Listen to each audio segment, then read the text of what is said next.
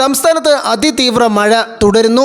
2 ജില്ലകളിലാണ് red alert പ്രഖ്യാപിച്ചത്. കോട്ടയം, എറണാകുളം ജില്ലകൾ ഇപ്പോൾ വെള്ളത്തിലാണ്. രാവിലെ എറണാകുളത്ത് അതിതീവ്ര മഴയിൽ മേഘവിസ്ഫോടനം കണക്കെ മഴ പെയ്തു.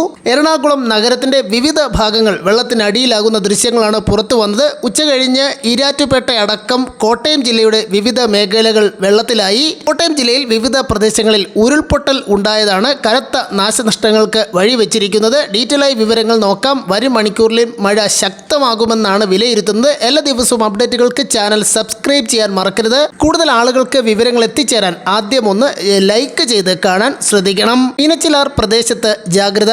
വാഗമൺ റോഡിൽ രാത്രി യാത്ര നിരോധിച്ചു. കോട്ടയത്ത് വിനോദസഞ്ചാര മേഖലകളിൽ പ്രവേശനമില്ല.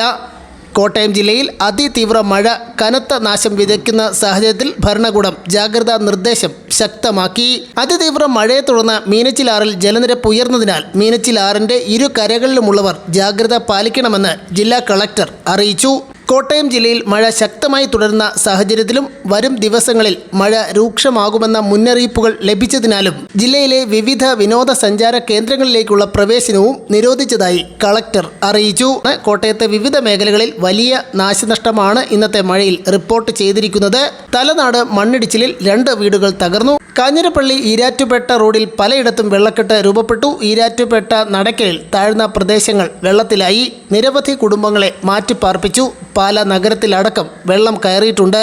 കോട്ടയത്തിനൊപ്പം എറണാകുളത്തും റെഡ് അലർട്ട് തുടരുകയാണ്. രാവിലത്തെ കനത്ത മഴയിൽ വളരെ പെട്ടെന്നുണ്ടായ മേഘവിസ്ഫോടനം കണക്കെ ഉള്ള മഴയിൽ എറണാകുളം നഗരത്തിന്റെ വിവിധ പ്രദേശങ്ങൾ വെള്ളത്തിലായി. തെക്കൻ കേരള തീരം, ലക്ഷദ്വീപ് തീരം എന്നിവിടങ്ങളിൽ മത്സ്യബന്ധനം പാടില്ലെന്ന് കാലാവസ്ഥാ വകുപ്പ് അറിയിച്ചു. വരും മണിക്കൂറുകളിലും മഴ തുടരും. എറണാകുളം ജില്ല ഇപ്പോഴും വെള്ളത്തിൽ നിന്ന് മോചിതമായിട്ടില്ല.